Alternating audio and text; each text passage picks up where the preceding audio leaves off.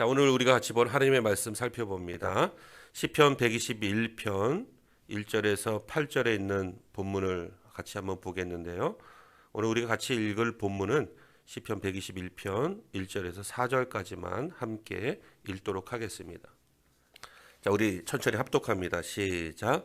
내가 산을 향하여 눈을 들리라. 나의 도움이 어디서 올까? 나의 도움은 천지를 지으신 여호와에게서로다. 여호와께서 너를 실족하지 아니하게 하시며 너를 지키시는 이가 졸지 아니하시리로다. 이스라엘을 지키시는 이는 졸지도 아니하시고 주무시지도 아니하시리로다. 아멘. 이 시편에 있는 이 하나님의 말씀이 당시에 있었던 이스라엘 백성들에게만 주신 말씀이 아니라는 거 아시죠? 오늘날 저와 여러분들에게 동일하게 주시는 하나님의 말씀입니다. 여러분, 올해도 변함없이 1월 말이면 이제 민족 명절인 구정 연휴가 시작되죠. 명절이 되면 국민 대부분이 고향으로 발길을 향합니다. 그런데 2년 동안 발길을 향하지 못했었죠. 왜 그래요? 코로나로 인해서 이제 고향으로 가지 못한 분들이 많이 있었기 때문에 그렇습니다. 뭐 전 세계적으로 명절 때만 되면 이동량이 상당히 많은데요. 각국 나라 조사 통계를 보니까 미국 같은 경우에 국민 대부분이 이제 추수감사절 때 이동들을 많이 한다고 합니다. 그래서 그때 한 번에 이동하는 그 인구 수가 약 5,300만 명이 이동을 한다고 해요. 뭐 인구가 가장 많은 중국 같은 경우에도 이제 중국의 고유 명절인 춘절이 있죠. 우리 이제 구정과 같은 그런 춘절 때 이제 사람들이 많이 이동하는데 그때 이동하는 인구수가 약 30억 명이나 된다고 해요. 인구가 그렇게 많으니까 30억 명이 이동을 한다고 합니다. 우리나라 2019년도 2월 5일 당일에도 조사 통계를 보니까 855만 명이 한날에 고향으로 서로 이동하고 오고 갔다라고 이렇게 통계 조사가 있습니다. 여러분, 즐거운 명절이지만 여러 가지로 신경 써야 할 일들이 많죠. 고향길에 오를 때 빈손 들고 가는 그런 가족들은 거의 없는 것 같아요. 가족들 선물 하나하나 또 챙겨야 되죠. 또 어린 자녀들이 있는 그런 부모들 같은 경우에 어린 자녀들을 다 일일이 또 챙겨야 되고 며칠 동안 갈아입힐 옷도 챙겨야 되고 뭐 여러 가지 챙겨서 아이들 손잡고 가야 됩니다. 어려움이 있죠. 또 고향길에 오르면 그냥 순탄하게 뭐 고향으로 바로 갑니까? 여러분, 차는 왜 이렇게 밀리는지 참 고향 가는 그 길이 쉽지만은 않아요. 또 어떤 분들은 고향길을 오르기가 부담돼서 고향에 내려갈까? 부모님 뵐까? 망설여지는 분들도 있어요. 왜 그렇습니까?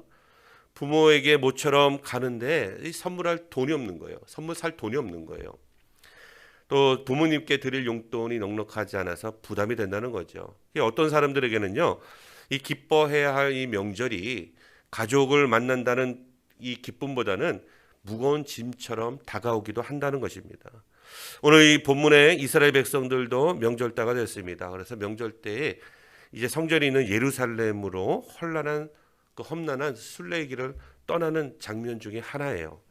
여러분, 지금처럼 교통수단이 좋은 때도 아니고 어린 자녀들과 가족들을 다 챙겨서 여러분 교통수단을 타고 가는 것이 아니라 도보로 걸어가는 거예요. 도보로. 이 예루살렘으로 올라가는 그 길은요, 또 광야길을 통과해야 되기 때문에 여러분, 이 보통 쉬운 길이 아니라는 것이죠. 얼마나 힘들었겠습니까? 그래서 순례자들은 유다 광야를 무사히 통과하기를 기원하면서 노래를 만들어서 불렀다라는 거예요. 오늘 이 본문이 그 시편 중에 하나입니다. 여러분, 그 내용이 무엇일까요? 그 가사의 내용이 뭘까요? 어떤 가사를 불렀을까요? 하나님께서 지난날 자기 조상들에게 베풀어 주신 그 은혜를 기억하고 그 하나님께서 베풀어 주신 축복들을 기억하면서 노래를 불렀어요. 감사의 노래를 불렀습니다. 그리고 자신도 지금까지 태어나면서부터 지금까지 하나님께서 인도해 주시고 은혜 베풀어 주신 그 모든 것들을 감사의 노래로 지어서 성전을 향해서 나가면서 불렀다는 것입니다. 하나님의 성전이 있는 예루살렘으로 향하면서 한 걸음 한 걸음 지금까지 지켜주신 그 하나님께서 이 유다 광야, 거친 광야를 지날 때도 하나님 동일하게 지켜주시고 보호해 주시고 인도해 주시기를 간절히 사모하면서 불렀다는 것입니다. 여러분 시편에는 120편부터 134편까지 여러분 하나의 주제가 있어요. 15편의 이 노래가 동일한 주제가 있는데 뭐냐면 이 성전에 올라가면서 부르는 노래라는 것이 바로 주제예요. 15편의 그런 주제를 가지고 우리가 읽은 이 시편 121편이 바로 그 노래 중 하나라는 것입니다. 사람들은 여러분 언제 노래를 부를까요? 여러분들은 언제 노래를 부르세요? 대부분 기쁠 때, 행복할 때 노래 부르지 않으십니까?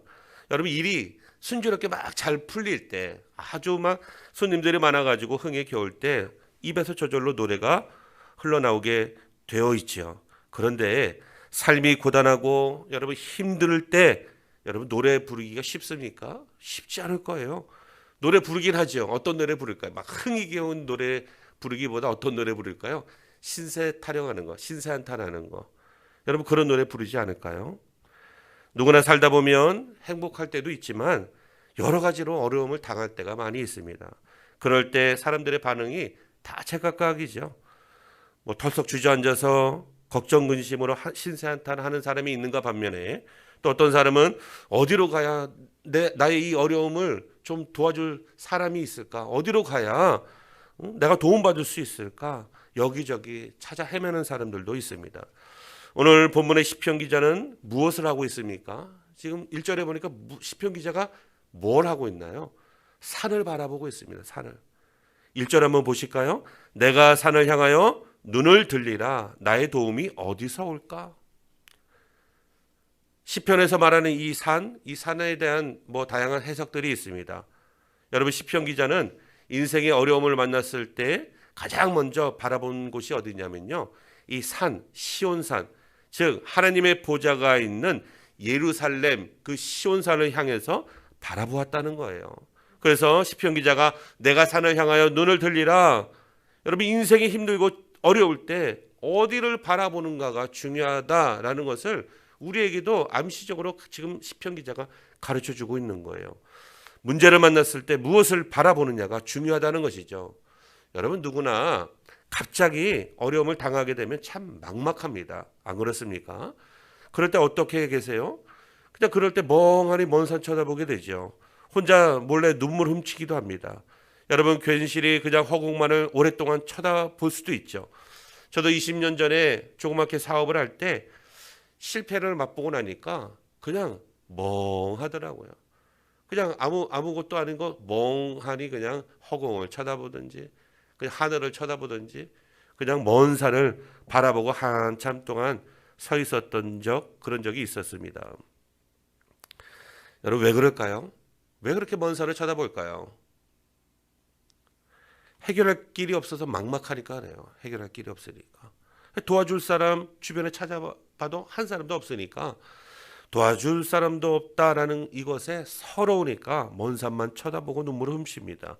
내 인생은 왜 이럴까? 신세 타령하는 거죠. 여러분 인생의 풍랑을 만나면 사람들은 대부분 여러분 풍랑 너머에 있는 준비되어져 있는 축복들을 바라보진 않고 풍랑만을 바라보기가 쉬워요. 환경만을 바라봅니다.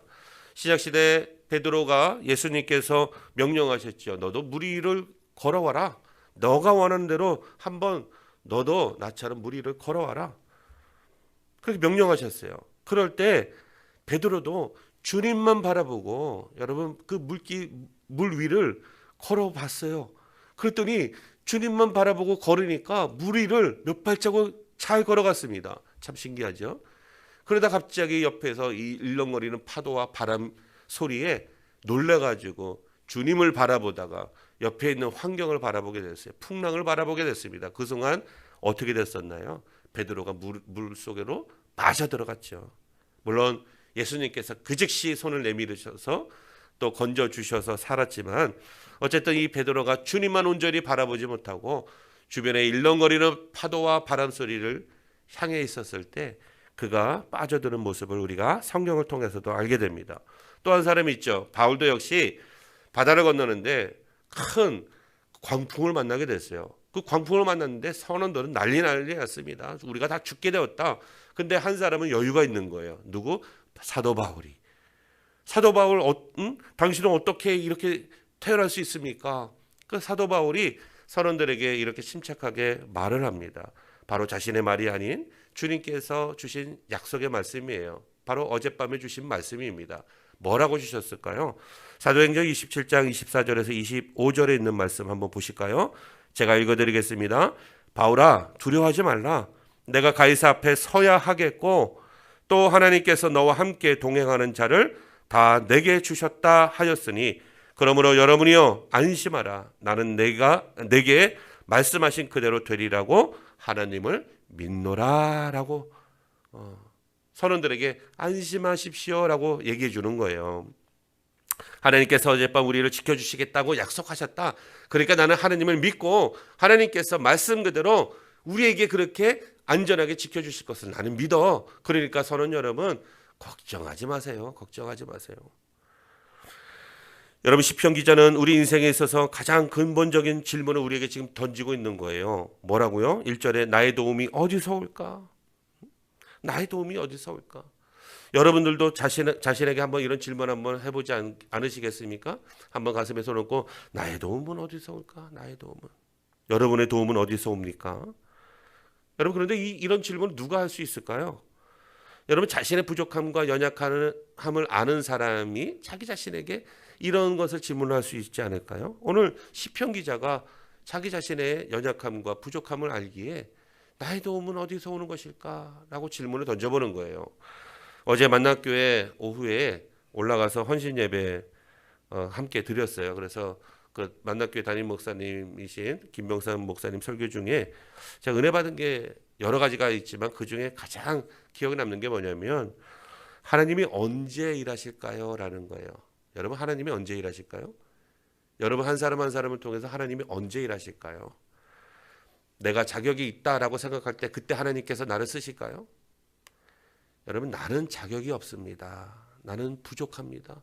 나는 연약합니다. 라고 하나님 앞에 고백할 때 그리고 그 연약함을 따라서 하나님 나의 연약함을 아시는 하나님께서 나를 도와주시옵소서 라고 고백할 때 그때서야 하나님께서 나를 통해서 일하신다는 거예요.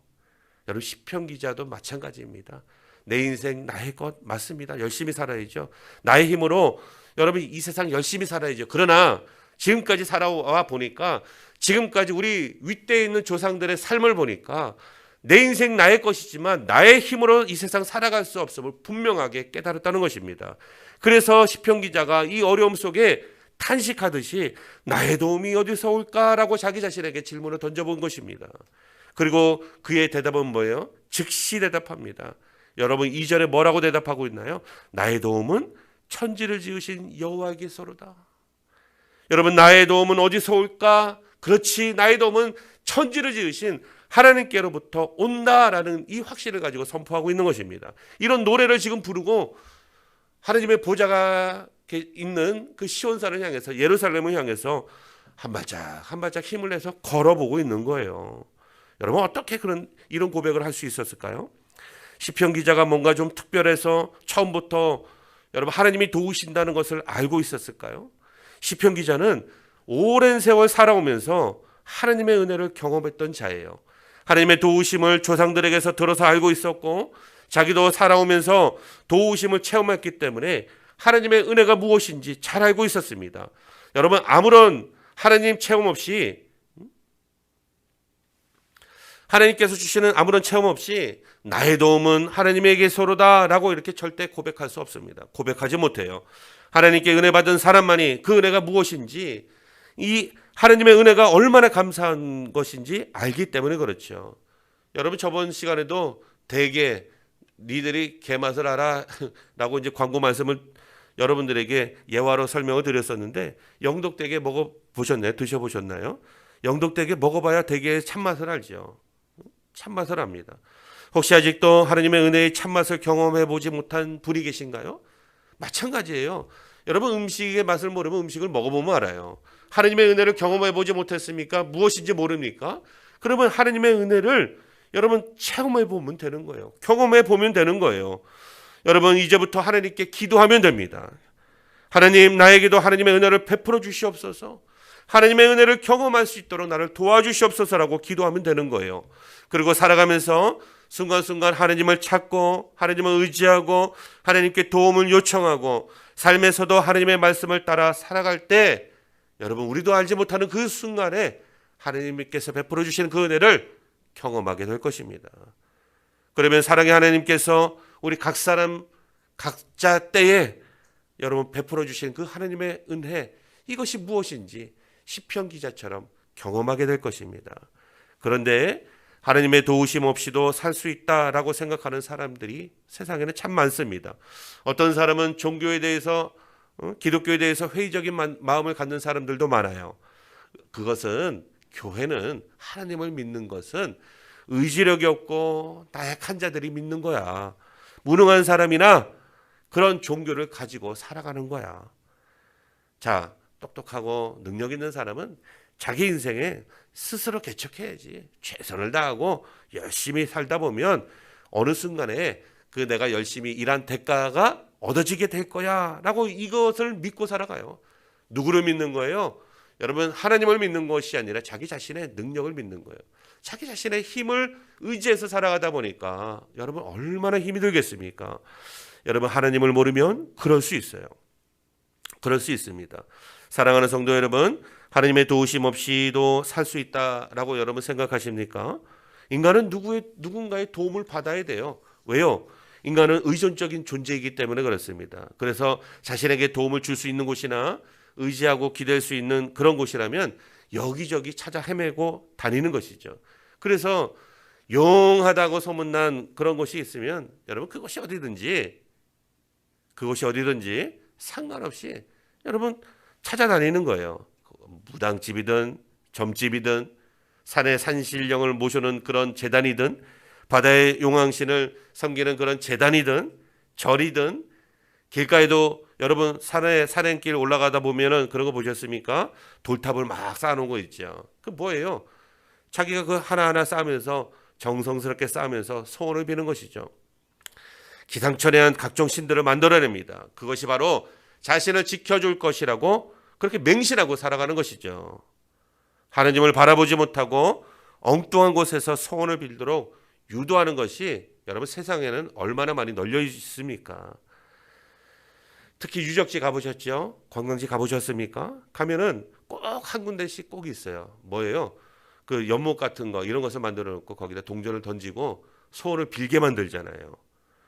제주도 돌하루방 보셨습니까? 여러분 돌하루방에 그 큰 코, 넓적한 코, 그 코를 만지면 뭐 한대요? 득남한다고, 자식을 얻는다고. 그래서 가는 곳들마다 돌하루방이 코가 전부 다 하얗게 변색되잖아요. 어떤 데는 납작해요. 어떤 데는 이 코가 문드러져 가지고 안 보이는 그런 돌하루방도 있어요. 여러분 돌하루방이 득남을 시켜줍니까? 자식을 줍니까? 여러분 태의문은 하나님께서 열어주시는 줄 믿으시기를 바랍니다. 태의문이 안 열리면 하나님 앞에 기도하면 태의문을 열어주신다는 거예요.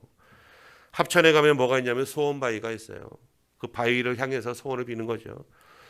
울산 여행할 때, 가족 여행할 때 자수정 나라 거기 있는 동굴을 한번 탐험해 봤어요. 들어가 봤더니 그 안에 뭐가 있었냐면 아주 금 도색을 한 두꺼비 이따만한 게 딱 한 동굴 한가운데 있고요. 거기다가 팻말이 있어요. 여기다가 돈을 던지시고 동전을 던지시고 소원을 비십시오. 그러면 소원이 이루어질 것입니다. 그 앞에서 동전을 던지고 소원을 비는 사람들도 봤어요.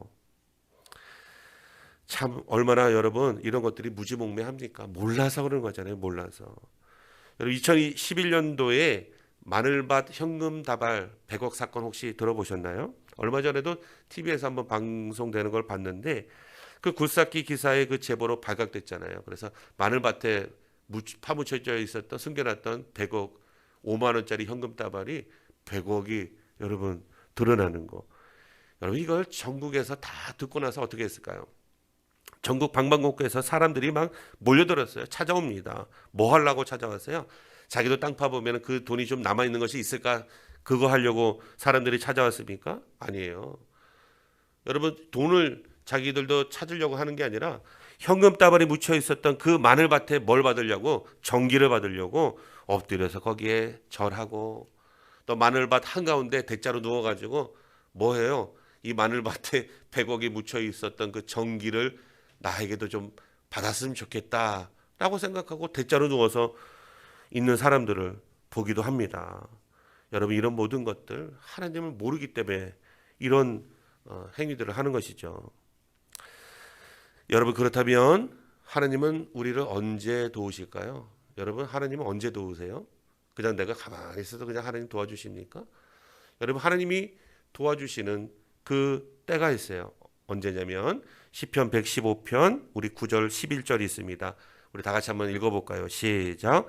이스라엘아, 여호와를 의지하라. 그는 너희의 도움이시요 너희의 방패시로다. 아론의 집이여, 여호와를 의지하라. 그는 너희의 도움이시요 너희의 방패시로다. 여호와를 경외하는 자들아, 너희는 여호와를 의지하여라. 그는 너희의 도움이시요 너희의 방패시로다. 아멘. 여러분, 성경에서 반복되는 구절이 어떤 구절이라 했어요? 중요하다 그랬죠. 아주 중요하다. 오늘 시편 기자가 3번이나 반복하고 있습니다. 여호와를 의지하라. 여호와를 의지하라. 여호와를 의지하여라. 그러면 나의 도움이 되시고 그분은 나의 방패가 되신다. 나의 도움이 되시고 나의 방패가 되신다. 나의 도움이 되시고 나의 방패가 되신다. 라고 이렇게 시편 기자가 고백하고 있습니다. 하나님을 의지하면 어떻게 한다는 거예요? 하나님께서 도와주신다. 하나님의 도움을 받게 된다라는 것입니다. 여러분, 이 구절도 기억하셨다가 자녀들을 위해서, 남편과 아내를 위해서, 서로를 위해서 여러분 이렇게 축복기도 해줬으면 좋겠어요. 여호와를 의지하라. 그것이 당신의 도움이시요 당신의 방패가 될 것입니다. 라고 기도해 줬으면 좋겠습니다. 여러분, 하나님은 인격적인 분이시죠. 그래서 누구든지 그분 앞에 겸손히 나와서 자신의 연약함을 고백하고 하나님의 도움을 간절히 구하는 자들을 하나님은 여러분 매몰차게 내버려 두지 아니하시고 무시하지 아니하시고 적극적으로 다가오셔서 우리를 구해주시고 도와주신다는 겁니다. 여러분, 민수기에 기록된 또 하나님의 약속의 말씀 한번 보겠습니다. 여러분, 이 민수기에 있는 기록된 말씀은요, 하나님께서 모세를 부르시고 모세에게 너는 가서 아론과 그의 아들들과 이스라엘 자손들에게 이렇게 기도하라, 이렇게 축복 기도하라 라고 가르쳐 주신 명령 축복 기도문이에요. 여러분, 이 구절도 잘 기억하셨다가 여러분 자녀들에게, 여러분 가족들에게 이름을 넣어서 한번 축복 기도 해주셨으면 좋겠어요. 매일마다 해주시면 더 좋을 것 같아요. 우리 다 같이 한번 읽어볼까요? 시작. 여호와는 내게 복을 주시고 너를 지키시기를 원하며 여호와는 그의 얼굴을 내게 비추사 은혜 베푸시기를 원하며 여호와는 그 얼굴을 내게로 향하여 드사 평강 주시기를 원하노라 할지니라 하라. 그들은 이같이 내 이름으로 이스라엘 자손에게 축복할지니 내가 그들에게 복을 주리라. 아멘. 여러분, 이렇게 기도할 때, 축복하며 기도할 때 하나님께서 뭐라고 말씀하세요? 내가 그들에게 뭘 하겠다? 복을 주리라. 복을 주리라. 복 받는 비결이 뭐예요? 기도하면 되는 거예요. 기도하면. 축복하며 기도하면 되는 거예요. 성도님들이 자녀들을 위해서 축복하며 기도하면 되는 거예요. 아직까지 예수 믿지 않는 가족이 있나요? 그래도 상관없어요. 그 자녀들을 위해서, 그 가족들을 위해서 축복하며 기도하면 되는 거예요. 여러분, 이처럼 하나님은 우리에게 뭘 주기 원하시는 분이에요? 성경을 보니까 복을 주길 원하시는 분이세요. 복을 주길 원하시는 분. 하나님을 의지하며 도우심을 받으며 산다는 것은 하나님의 자녀로서의 권리라는 거예요. 의무라는 거예요. 특권이라는 것입니다. 여러분, 이것이 곧 행복이라는 거예요. 예수님께서 요한복음 1장 12절에 뭐라고 말씀하신지 아십니까? 영접하는 자, 곧 그 이름을 믿는 자들에게는 뭐가 된다? 하나님의 자녀가 되는 권세를 주셨으니. 하나님의 자녀가 되는 권세가 우리에게 있다는 거예요. 예수님 믿는 순간 하나님의 자녀가 되는 권세, 이 하나님의 자녀된 권세의 특권이 뭡니까? 의무가 뭡니까? 권리가 뭡니까? 바로 로마서 8장 17절에는 사도 바울이 이렇게 고백하고 있습니다. 우리 다 같이 한번 읽어볼까요? 시작. 자녀이면 또한 상속자, 곧 하나님의 상속자니 그리스도와 함께한 상속자니. 믿으십니까? 여러분, 자녀이면 상속자래요. 누구의 상속자? 내가 하나님의 자녀이면 하나님의 상속자래요. 어떤 상속자? 예수 그리스도와 함께한 상속자라는 거예요. 예수 그리스도와 동등한 하나님의 상속을 받을 권리가 있는 상속자라는 것입니다. 그렇기 때문에 우리가 하나님의 자녀로서 하나님 앞에 도움을 구하고 하나님 앞에 내 살 길에 지켜주실 것을 내가 구하고 나의 모든 문제를 놓고 하나님 앞에 간구하며 나갈 때 하나님께서는 여러분 등 돌리시는 것이 아니라 적극적으로 나의 기도를 들으시고 도와주시고 문제를 해결해 주신다는 것입니다. 복을 주신다는 것입니다. 옛날에 우리 사극 제가 조선시대 살지 못했기 때문에 알 수는 없지만 우리가 TV 사극을 봐서 좀 많이 들었잖아요. 여러분 한나라의 임금을 하늘이라고 막 칭하기도 했습니다. 그래서 하늘 같은 임금에게 은혜를 입은 백성들은 뭐라고 얘기를 하고 있었나요? 뭐라고 합니까? 성은이 만극하나이다, 만극하옵니다. 여러분 이런 말 들어보셨잖아요. 성은이 만극하옵나이다. 이 뜻이 뭐예요? 임금님께서 베풀어 주신 그 은혜가 하늘 같아서 너무 커서 갚을 길이 없나이다 라는 뜻이 바로 성은이 만극하나이다 라는 거예요. 그래서 그냥 신하가 조금 지나가다 어떻게 임금 옷자락이나 옷깃만 스쳐도 성은이 만극하나이다, 조금만 툭 쳐도 이름만 불러도 성은이 만극하나이다 막 그랬잖아요. 여러분 인간에게도 그 임금에게 성은이 만극하나이다, 너무 커서 이 은혜가 너무 커서 갚을 길이 없나이다 라고 이렇게 고백하는데요. 천지 만물을 지으신 창조주신 그 하나님께서 우리를 도와주시는 그 은혜를 우리가 경험한다면 우리는 도대체 뭐라고 고백해야 될까요? 기도하다가 갑자기 이러지 않을지 모르겠어요. 하나님 성은이 만극하나이다 이러지 않을지 모르겠는데 여러분 어쨌든 인간에게도 그런 은혜를 베품을 받으면 감사하다고 고백하는데 하물며 하나님께 받은 은혜 이것을 우리가 체험한다면 그 하나님 앞에 우리가 어떻게 할까요? 어떻게 할까요? 여러분 세상에서 제일 큰 영광이 아니겠습니까? 하나님은 오늘도 하나님을 찾는 자들을 기다리고 계십니다. 하나님을 의지하는 자를 도와주시려고 오늘도 기다리고 계세요. 우리 아버지이신 하나님은 상심한 마음을 다독여 주십니다. 슬픈 마음을 위로해 주십니다. 사는 게 힘들어 아파할 때 우리보다 더 아파하시는 분이 우리 하나님이십니다. 그리고 크신 두 팔로 우리가 기도할 때마다 꼭 안아주시는 것을 우리가 경험하게 됩니다.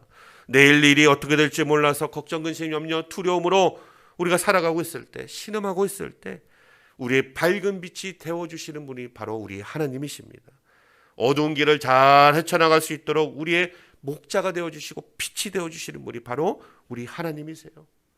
여러분 우리를 사랑하셔서 아들까지 내어주신 구원의 하나님이십니다. 그런 하나님 여러분 우리의 삶의 필요를 여러분 못 도와주실 일이 하나도 없다는 거예요. 모든 것을 아시고 모든 것에 능하신 전지전능하신 그 하나님 앞에 그렇기 때문에 여러분 구하시기를 바랍니다. 도움을 요청하시기를 바라요. 우리 인생길을 밝혀주실 분은 오직 하나님밖에 없습니다. 그분은 우리 인생의 길이 되어주시는 분이시고 캄캄한 우리 미래 살아보지 못할 그 캄캄한 미래 불안한 미래 여러분 그 길을 밝히 비춰주실 분이 바로 우리 하나님이세요. 하나님께 각자의 인생을 맡기십시오. 우리 가족들의 인생을 맡기십시오. 특별히 자녀들의 인생을 하나님께 맡기고 기도하시기를 바랍니다. 사랑하는 성도 여러분, 오늘 하나님께서 우리에게 이렇게 약속해 주세요. 우리가 읽지 않았던 5절 8절에 있는 말씀을 보십시오. 우리에게 평안한 안식처가 되게 해주겠다. 세상의 문제들로부터 너를 상하게도 해치지도 못하게 너를 지켜주겠다. 모든 환난으로부터 면할 수 있도록 너를 보호해 주겠다. 지금부터 영원까지 너를 지켜주겠다. 이것이 하나님의 약속이에요. 사랑하는 성도 여러분, 하나님의 약속의 말씀이 너무 피상적이고 막연해 보이십니까? 그래도 상관없습니다. 여러분 하나님께 한번 맡기고 믿고 기도해 보십시오. 그러면 하나님의 때에 하나님께서 여러분에게 동일하게 이와 같이 약속의 말씀을 주실 거예요. 내가 너를 지켜주겠다. 평안한 안식처가 되게 해주겠다. 모든 세상 문제로부터 환난으로부터 너를 보호해주고 내가 그 환난을 면하게 해주겠다. 언제부터? 언제까지? 지금부터 영원까지. 여러분 영원까지 약속을 주시는 세상에 실은 하나도 없어요. 오직 하나님밖에 없습니다. 하나님이 사랑하시는 성도 여러분, 우리의 있는 모습 그대로 하나님 앞에 나가서 겸손하게 엎드려 기도하시면 돼요. 하나님, 저는 주님이 절대적으로 필요합니다. 주님 없이는 단 한순간도 살 수 없습니다. 주님, 나에게 오셔서 나를 도와주세요. 하나님은 나를 지켜주시는 분이시잖아요 라고 고백하면 됩니다. 하나님은 영원토록 나를 지켜주시는 분이시잖아요. 말씀으로 약속하셨잖아요.